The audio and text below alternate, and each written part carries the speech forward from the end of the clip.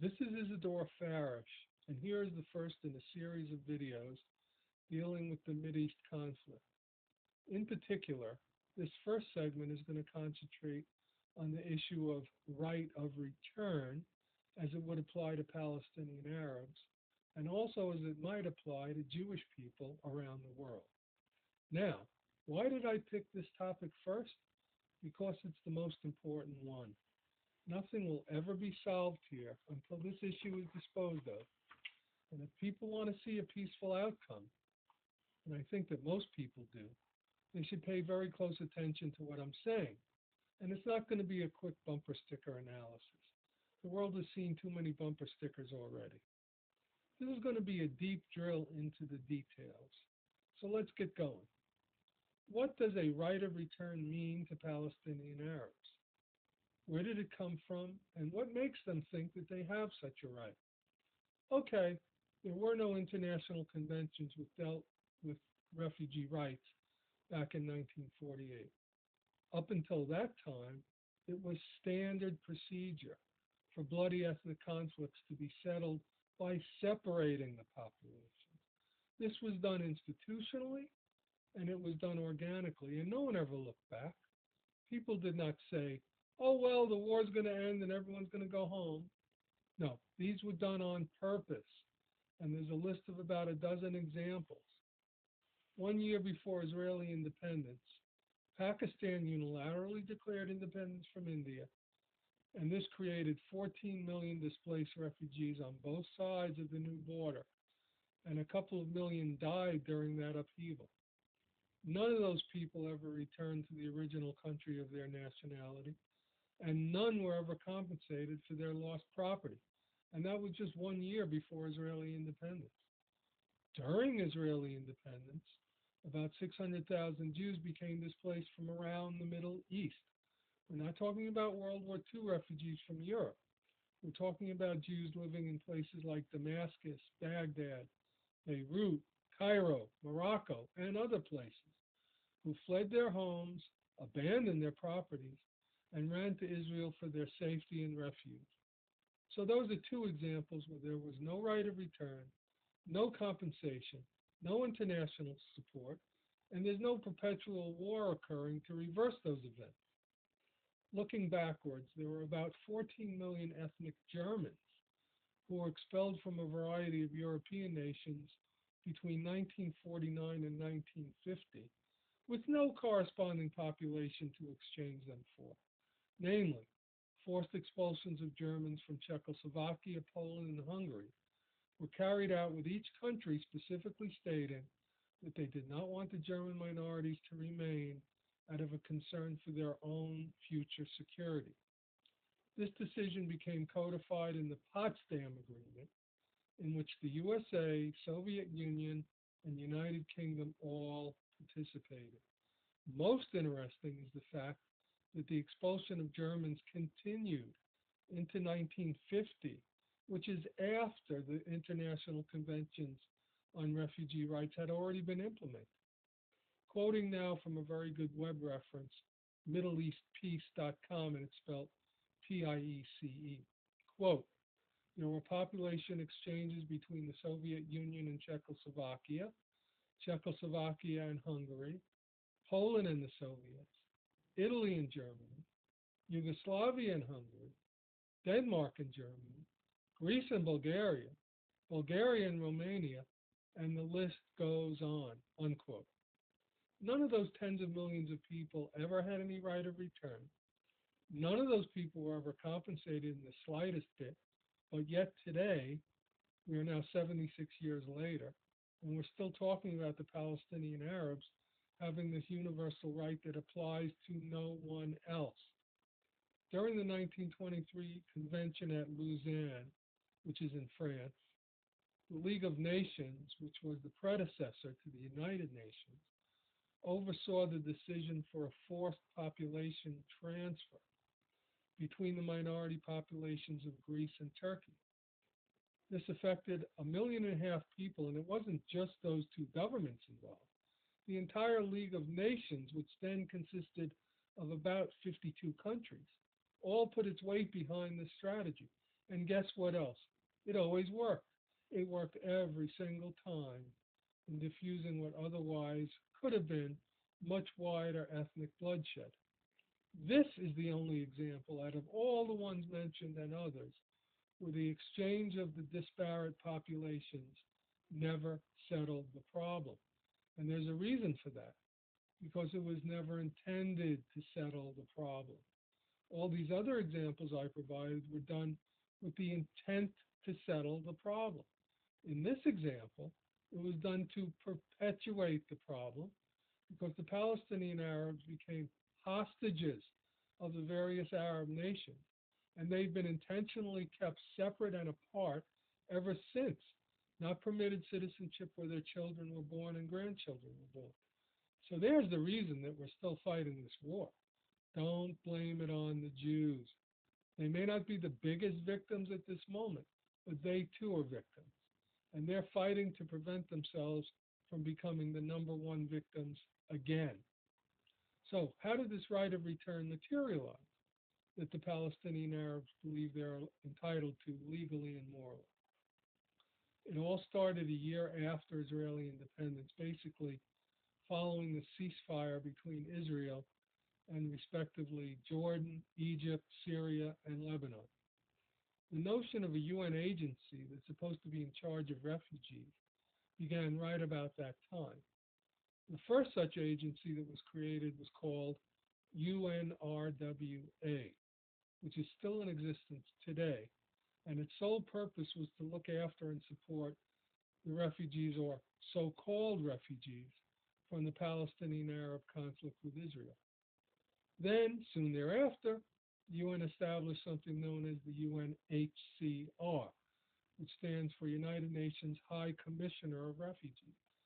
And that group, that agency has covered every single refugee population which occurred since 1949, except not the Palestinian Arabs, who are still under the auspices of the UNRWA. So, the first question that needs to be asked is, why are there two separate UN agencies? And the answer is, in order to maintain two separate sets of rules and policies. And I'll give you three guesses as to which group has the superior rights. The UNRWA people, the Palestinian Arabs, or the UNHCR people, everyone else. The answer is that the UNRWA provides far superior rights to the Palestinian Arabs than any other group ever received, and that's subsequently to 1949. But if we're talking about retroactively, no group received any rights or any compensation or any support. Even following 1949, all these other groups that produce refugees have had inferior rights to the Palestinian Arab so-called refugees. So you have to ask yourself, why is that? What explains this? There are not unlimited explanations for this. Either the Arabs are being favored or the Jews are being disfavored. Or possibly it's a combination of both. But those are the explanations. There's no other explanation. So let's talk about what the differences are. The UNRWA believes that it can unilaterally legislate international law without further permission, even from the United Nations, and do so retroactively and do so selectively. So let's talk about retroactive and selective enforcement of any law, anywhere in the world. If we're talking about a modern judicial system, which is functional, what, who, where? We're talking about Japan, Australia, we're talking about the USA, Canada, we're talking about EU, Switzerland, probably most of South and Central America, and many other places that have a modern functional judicial system. The concept of retroactive rights and retroactive legal responsibilities is rejected flat out on its face. There's no such thing as a retroactive law, that someone can do something which is legal and a week or a month or a year later find out that it's subsequently been made illegal and then they're subject to criminal prosecution. No modern system of justice permits that. So let's start from that premise. The UNRWA, that looks after the Palestinian Arabs, believes that it can legislate international law retroactively and selectively because they're not applying it to the Pakistani refugees. They're not applying it to the Jewish refugees from the Middle East or to the 10 other examples that happened between 1920 and 1948, which are not part of the UNRWA program. So that's selective enforcement, which is also rejected by all forms of modern justice. In other words, say, for example, two cars go through the same red light. It's the last one that gets the ticket, because otherwise that would be selective enforcement. That's just the way it is everywhere.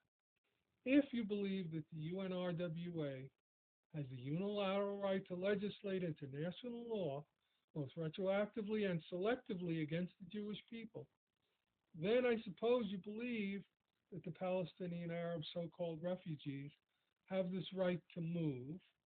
Millions of them. We're talking about like 6 million people who are currently nationless. They shouldn't be nationless, but they are. And they would get to move into Israel, become voting Israeli citizens. Their leaders still want to have Palestine as an autonomous second state with no Jews.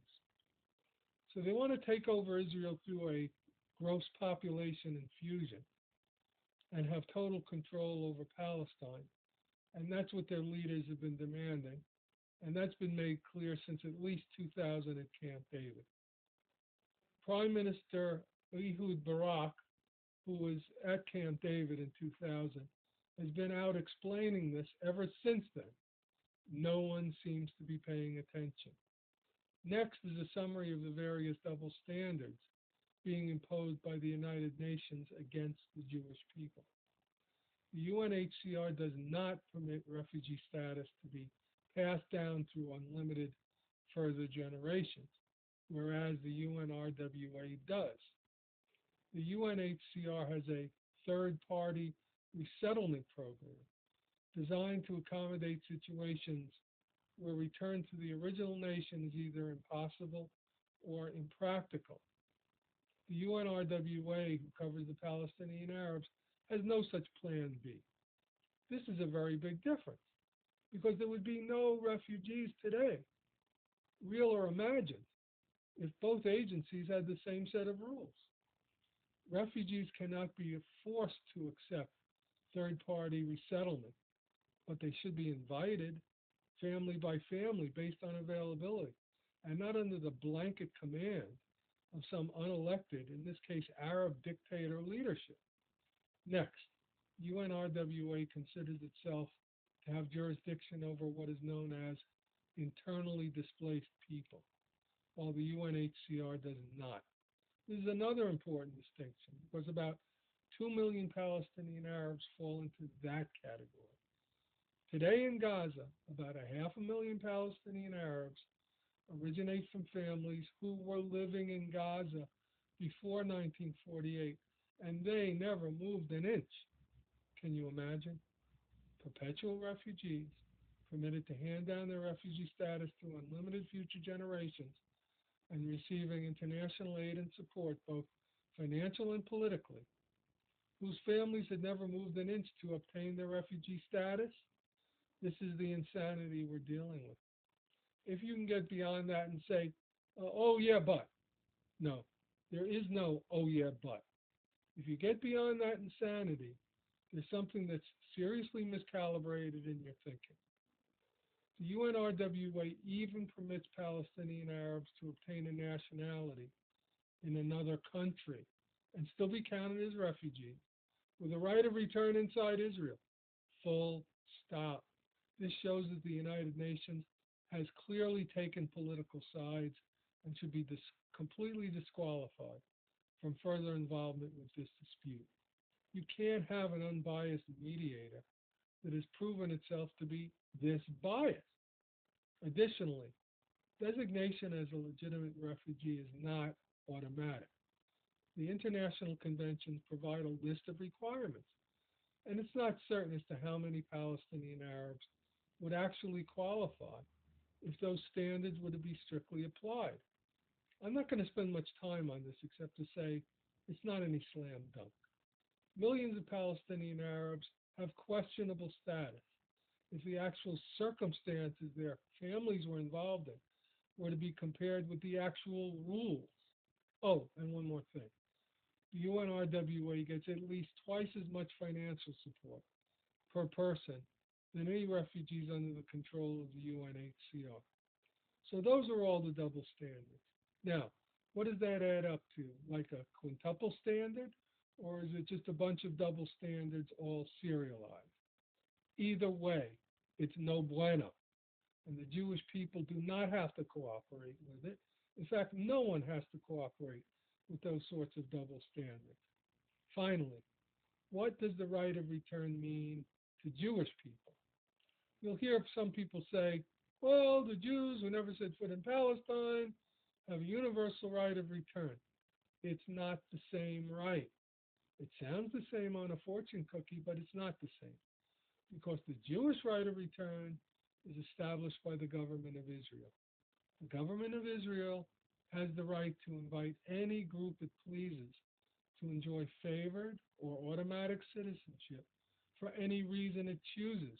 And that's a universal right that every single sovereign nation in the entire world shares. So, there it is. It's a governmental decision which has been characterized as a right of return for Jewish people. But it's a government authorized right. It's not a self-claimed or self-generated right, which the government that's being adversely affected disagrees with and refuses. So that's the difference.